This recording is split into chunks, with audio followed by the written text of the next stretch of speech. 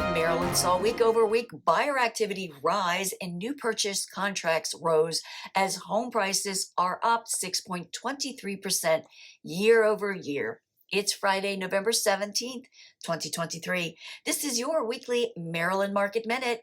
I'm Kimberly Barton, broker-owner of Kinetic Realty, Maryland's indie boutique brokerage. As your local real estate expert, I bring market updates to you every Friday so you can stay in the know. Be sure to subscribe and let me know what you want to know. New inventory is actually down right now, and in some areas, even more limited than compared to last year.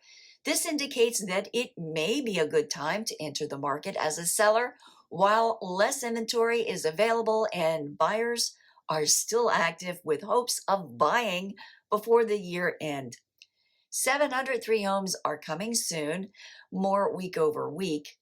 1,645 homes hit the market over the past week, down again from last report. 596 went under contract, falling this week. 834 moved to pending, also down from last report. 1,019 sold at 100% list to sold ratio, and days rose to 12 days before going under contract. The highest priced home to sell over the past week was in Eastport of Annapolis for $3,200,000.